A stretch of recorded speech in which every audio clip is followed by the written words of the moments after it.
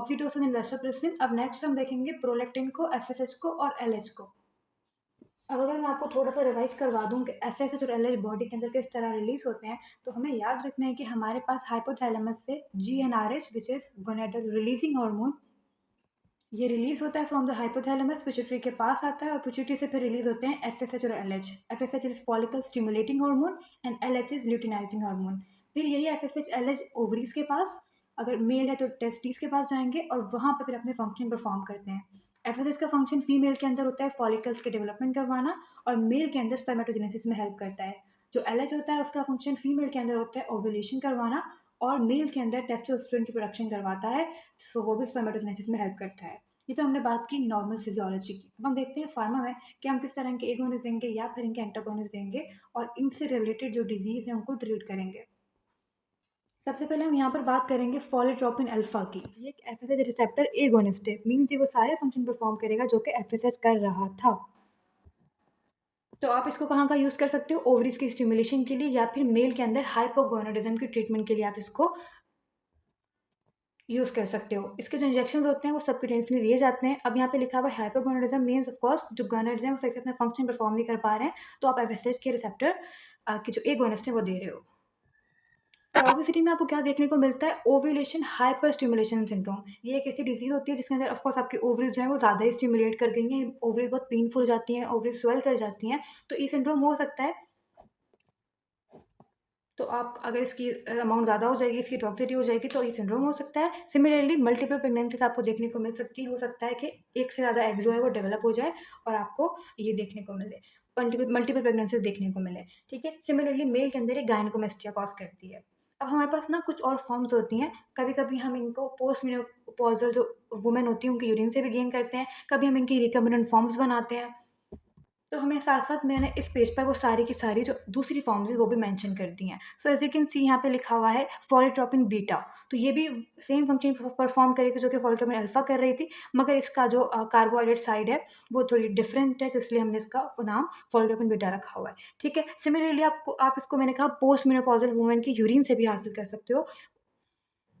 हमें पता है कि जो पोस्ट मेनोपॉज़ल वुमेन होती हैं उनकी बॉडी के अंदर एस्ट्रोजन की प्रोडक्शन बहुत कम होती है क्योंकि उनके अंदर मेंस्ट्रुअल साइकिल रुक चुका है। जो एस्ट्रोजन होता है उसका मेन फंक्शन ये भी होता है कि उसने नेगेटिव फीडबैक देना होता है एफएसएच और एलएच के लिए। अब एस्ट्रोजन तो है नहीं, तो ऐसी वुमेन के अंदर आपको एफएसएच और एलएच के लेवल्स हाई मिलते हैं। तो इसलिए आप उनके यूरिन से काफ़ी अमाउंट में एफएसएच और एलएच को गेन कर सकते हो, ठीक है? अगर आपने सिर्फ एफएसएच को गेन करा है तो उसको आप तो उससे आप जो ड्रग बना रहे हो उसको आप कह रहे हो यूरोफॉलीट्रोपिन। सिमिलरली अगर आप जो मिनोट्रोपिन होता है उसके अंदर एफएसएच और एलएच दोनों होता है, जो कि आपने पोस्ट मेनोपॉज़ल वुमेन की यूरिन से गेन किया होता है, ठीक है? So we are done with the first one follitropin alpha जो कि एक एफएसएच रिसेप्टर एगोनिस्ट है। OHS syndrome, multiple pregnancies, gynaecomastia इसकी टॉक्सिसिटी है। यूसेज मैंने बता दी ओवरीज की स्टिमुलेशन या फिर मेल के अंदर टेस्टिस की जो फंक्शन है उसको सही से परफॉर्म करने के लिए। दूसरी फॉर्म्स मैंने आपको बताई मिनोट्रोपिन जिसके अंदर एफएसएच एलएच दोनों होगा, यूरोफॉलीट्रोपिन जिसके अंदर सिर्फ एफएसएच होगा और फॉलीट्रोपिन बीटा भी वही फंक्शन परफॉर्म करती है जो कि फॉलीट्रोपिन अल्फा करती है। We are done with first one. अब हम स्टार्ट करते हैं सेकंड को। सेकंड हमारे पास जो है ना वो एचसीजी है। अब हमें पता है कि एचसीजी नॉर्मली भी जो वुमेन्स हैं उनके अंदर प्रेज़ेंट होता है, बल्कि एक इंडिकेशन होती है कि अगर किसी वुमन के अंदर एचसीजी प्रोडक्शन स्टार्ट हो गई तो इट मीन्स कि वो कंसीव कर चुकी है, ठीक है? लेकिन जो एचसीजी होता है ना, उसका जो स्ट्रक्चर होता है वो बहुत ज़्यादा एलएच से मिलता है। तो आप एचसीजी को यूज़ कर सकते हो, उसकी रिकम्बिनेंट फॉर्म्स को यूज़ कर सकते हो एलएच की डेफिशिएंसी को भी ट्रीट करने के लिए। तो इसलिए हम एचसीजी को as LH receptor agonist use कर सकते हैं और हम वही सारे फंक्शन परफॉर्म करवा सकते हैं जो कि एलएच करवा रहा था, ठीक है? तो यू कैन सी कि हम इसके इंजेक्शन देंगे इंट्रामस्कुलरली। साथ-साथ याद रखना है कि इसके यूजेस क्या हैं, तो ये ओव्यूलेशन में हेल्प करता है, जो आपका फाइनल oocyte बन गया है उसकी मैच्योरेशन में, और मेल के अंदर अगेन हाइपोगोनाडिज्म को ट्रीट करता है और इसकी टॉक्सिसिटी भी वही होती है जो कि वोल्ट्रोपिन अल्फा की थी। तो मैंने बताया कि आप इसकी रिकम्बिनेंट फॉर्म भी दे सकते हो जो कि होती है कोरियोगोनाडोट्रोपिन अल्फा, और साथ-साथ आप एलएच की रिकम्बिनेंट फॉर्म भी दे सकते हो लियोट्रोपिन, ठीक है? इन दोनों से आप ट्रीट कर सकते हो एलएच की डेफिशिएंसी को। नेक्स्ट हमारे पास जो ड्रग है वो है ल्यूप्रोलाइड। मैंने आपको बताया था कि आपके पास जो एफएसएच और एलएच होते हैं वो रिलीज़ कब होते हैं, जब आपके पास हाइपोथैलेमस से जीएनआरएच आता है। GnRH means gonadal releasing hormone. तो अगर हम चाहें तो एफएसएच और एलएच को डायरेक्टली ना सही बल्कि जीएनआरएच के थ्रू भी रेगुलेट कर सकते हैं। तो आपके पास जो ये ल्यूप्रोलाइड होता है ना, ये जीएनआरएच का एगोनिस्ट है। मगर याद रखना है कि ये वो सारे अपने नाम के हिसाब से काम नहीं करता, ठीक है?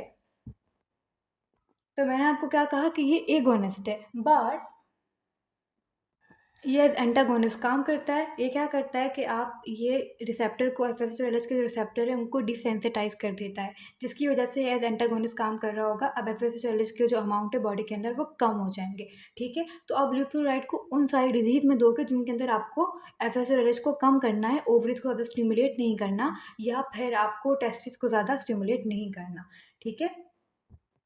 तो आप इसको आईवी दे सकते हो, सबक्यूटेनियसली दे सकते हो, इंट्रामस्कुलर दे सकते हो, इंट्रानेज़ली भी दे सकते हो। ये क्या है? एक जीएनआरएच रिसेप्टर का एगोनिस्ट है। इसकी डीबॉट फॉर्मूलेशन भी हमें अवेलेबल है। अब यूज़ेस की अगर मैं बात करूँ तो इसका यूज़ कहाँ पर है? एंडोमेट्रियोसिस में। हमें क्या करना है? एंडोमेट्रियोसिस के अंदर क्या होता है कि ज़्यादा जो एंडोमेट्रियम की ग्रोथ हो जाती है, तो हमें क्या करना है? हमें ज़्यादा ग्रोथ नहीं करवानी, तो इसलिए हम एफएसएलएच को कम कर रहे हैं ताकि कम से कम एस्ट्रोजन और जो प्रोजेस्टेरोन है उसकी प्रोडक्शन कम हो, एफएसएलएच कम हो और हम इसको ट्रीट करें। तो आप एंडोमेट्रियोसिस में दे सकते हो। किसी भी डिज़ीज़ जिसके अंदर आपको ओवरीज़ को सप्रेस करवाना है, आप दे सकते हो। सेंट्रल प्रीकॉशियस प्यूबर्टी यानी कि वक़्त से पहले वो जो फीमेल्स होती हैं, उनकी मेंस्ट्रुअल साइकिल स्टार्ट हो जाती है बहुत अर्ली, तो हम उसको भी इनहिबिट करने के लिए ल्यूप्रोलाइड दे सकते हैं, ठीक है? इसके अलावा ट्रांसजेंडर के अंदर जो हार्मोन्स की प्रोडक्शन हो रही होती है, उसको भी इनहिबिट करने के लिए दे सकते हैं और प्रोस्टेट कैंसर की ट्रीटमेंट के लिए भी आप ल्यूप्रोलाइड को दे सकते हो क्योंकि वो क्या कर रहा है, वो हार्मोन्स की जो प्रोडक्शन है, उसको कम कर रहा है, ठीक है? टॉक्सिसिटी में याद रखना है कि इसकी वजह से headache, nausea, light headedness, continuous treatment, symptom of hypogonadism यानी कि ऑफ कोर्स आप हार्मोन्स को कम कर रहे हो, तो आपको हाइपोगोनाडिज़म के जितने भी सिम्पटम्स हैं, वो देखने को मिलते हैं। अगर मैं दूसरी फ़ॉर्म्स की बात करूँ तो जो फ़ॉर्म्स होती है जीएनआरएच की सिंथेटिक जो फ़ॉर्म होती है उसका नाम होता है गोनाड्रेलिन और दूसरी भी हमें मिलती है जैसे कि गॉसरेलिन, ब्यूसरेलिन, हिस्ट्रेलिन एंड नेफेरेलिन सबके साथ आपको जो सफिक्स मिलेगा वो रेलिन मिलेगा। We are done with leuprolide. अब नेक्स्ट जो हमारे पास है वो है गैनिरेलिक्स। जो गैनिरेलिक्स है वो अब जीएनआरएच का एंटागोनिस्ट है। तो अब वो अपने नाम के हिसाब से ही काम करता है। वो जो है वो इन दोनों को इनहिबिट ही करेगा, ठीक है? इससे पहले जो हमने ल्यूप्रोलाइड पढ़ा, वो तो एगोनिस्ट था जीएनआरएच का मगर वो भी इन दोनों को ही इनहिबिट कर रहा था, ठीक है? तो अब हम एक और ड्रग पढ़ रहे हैं जो कि अगेन एपिस्टोरलिस को इनहिबिट कर रहा है। तो इट इज़ द गैनिरेलिक्स, ये सबक्यूटेनियसली देते हो, एंटागोनिस्ट है जीएनआरएच का, क्या करेगा जो प्रीमैच्योर एलएच सर्ज है वक़्त से पहले वाला एलएच सर्ज है, मीन्स आपकी जो ओव्यूलेशन है उसकी जो स्टिमुलेशन है उसको टाइम टू टाइम करवाता रहेगा। टॉक्सिसिटी में कुछ इंपॉर्टेंट नहीं है, नोज़िया, हेडेक वगैरह होता है और आपको कुछ और भी ड्रग्स ऐसे ही देखने को मिलते हैं लाइक सेंट्रोरेलिक्स एंड डिजारेलिक्स। जो डिजारेलिक्स है उसको आप प्रोस्टेट कैंसर की भी ट्रीटमेंट के लिए यूज़ कर सकते हो और जो सेंट्रोरेलिक्स है उसको आप ओवरीज की जो हाइपर स्टिमुलेशन है उसके ट्रीटमेंट के लिए यूज़ कर सकते हो। Okay and last we will talk about prolactin. मैंने कहा था प्रोलैक्टिन से रिलेटेड भी हम कुछ देखेंगे। तो एक डिजीज होती है विच इज़ हाइपर प्रोलैक्टिनीमिया, जिसके अंदर प्रोलैक्टिन की अमाउंट बॉडी के अंदर नॉर्मल से ज़्यादा है। तो हम क्या करेंगे, हम डोपामिन के एगोनिस्ट दे सकते हैं या तो ओरली या फिर वजाइनली भी। डोपामिन के एगोनिस्ट की एग्जांपल में हमारे पास एक ब्रोमोक्रिप्टिन। इनका काम है कि ये प्रोलैक्टिन की जो इनहिबिशन है वो करवा देंगे। अब हमें पता है कि डोपामिन की डेफिशिएंसी से हमें एक डिजीज हो जाती है विच इज़ पार्किंसन डिजीज। तो हम पार्किंसन डिजीज में भी यही डोपामिन एगोनिस्ट दे सकते हैं, ठीक है? और एक और हमारे पास ड्रग है कैबरगोलिन, सेम वही काम करेगी जो कि ब्रोमोक्रिप्टिन करती है। टॉक्सिसिटी में याद रखना है कि GI disturbance, orthostatic hypotension, psychiatric disturbance, vasospasm और पल्मोनरी इन्फिल्ट्रेट्स आपको ये सारी देखने को मिल सकते हैं, ठीक है?